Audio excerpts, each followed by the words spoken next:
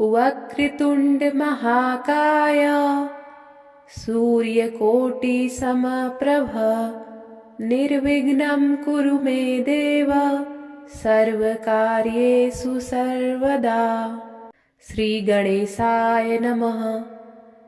आज मैं आपको सुनाने जा रही हूँ विभुवन संकष्टी गणेश चतुर्थी व्रत कथा।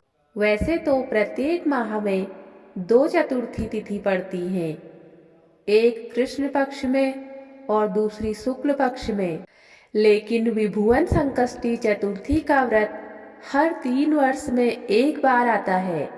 और ऐसा इसलिए क्योंकि यह व्रत अधिक मास में पड़ता है।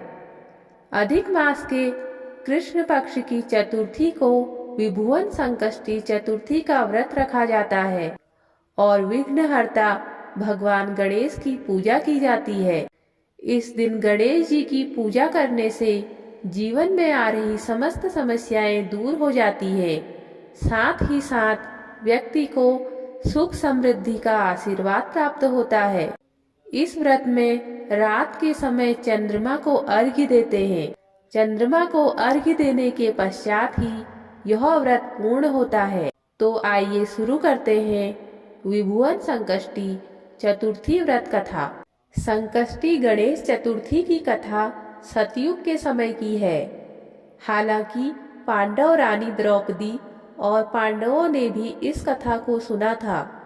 एक बार एक ऋषि जो कुरुवंश के संरक्षक के रूप में जाने जाते थे, पांडवों के घर आए जब पांडव निर्वासन में थे। वहीं दुशासन द्वारा चीरहरण और दुर्योधन द्वारा अपमानित द्रौपदी सोच रही थी कि उसने ऐसा कौन सा पाप किया है जो उसके साथ ऐसा व्यवहार हो रहा है। उसके प्रश्नों का उत्तर देने हेतु महर्षि ने उसे राजा चंद्रसेन और उनकी रानी रत्नावली की कहानी सुनाई। कहानी के अनुसार राजा चंद्रसेन और उनकी रानी रत्नावली कठिन समय से गुजर रहे थे, क्योंकि उनका समस्त राज्य शत्रुओं द्वारा लूट लिया गया था और वे जंगल जंगल भटक रहे थे, आश्रय की तलाश कर रहे थे। वे लोग भोजन और आश्रय के लिए जंगल जंगल भटक रहे थे।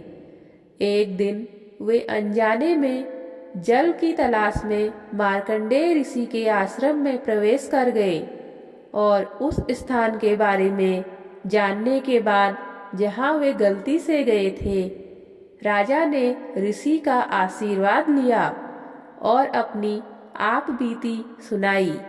हालांकि द्रौपदी की तरह उन्हें भी आश्चर्य हुआ कि आखिर उन्होंने ऐसा कौन सा पाप कर दिया जो उन्हें इतनी कठिन समस्याओं का सामना करना पड़ रहा है।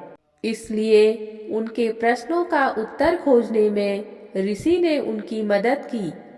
मार्कंडेय ऋषि ने राजा चंद्रसेन को उनके पूर्व जन्म के कर्मों के बारे में याद दिलाया। अपने पूर्व जन्म में दयालु राजा चंद्रसेन एक जंगल में शिकार के लिए गए थे, जहां उनकी नजर कुछ नाग कन्याओं पर पड़ी जो लाल वस्त्र पहने हुई थी, और उन्होंने उनसे पूछा कि वे झील के किनारे क्या कर रही हैं। इस पर नाग कन्याओं ने उत्तर दिया कि वे अधिक मास संकष्टी चतुर्थी व्रत का पालन कर रहे हैं, जो उनकी सभी समस्याओं से छुटकारा पाने में मदद करेगा।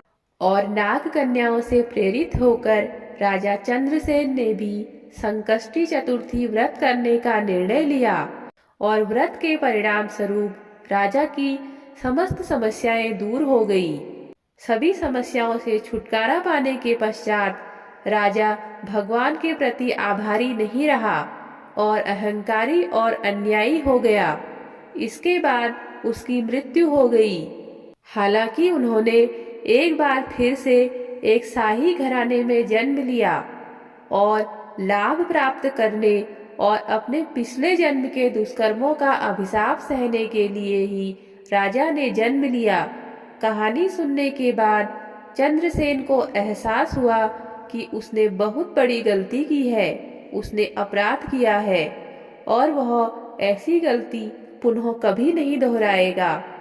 उन्होंने अधिक मास कृष्ण पक्ष की चतुर्थी के दिन रानी रत्नावली सहित पूरे मन से संकष्टी चतुर्थी का व्रत किया।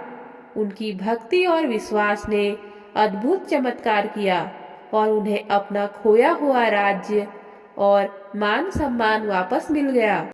इस प्रकार राजा चंद्रसेन और रानी रत्नावली की कहानी सुनकर द्रौपदी को अपने समस्त उत्तर मिल गए और पांडवों को भी इस बात का एहसास हुआ कि प्रत्येक व्यक्ति के जीवन में कर्मों का महत्वपूर्ण योगदान होता है। जो व्यक्ति जैसा कर्म करता है उसी प्रकार फल प्राप्त करता है। इस प्रकार विभुवन संकष्टी गणेश चतुर्थी व्रत कथा संपूर्ण होती है।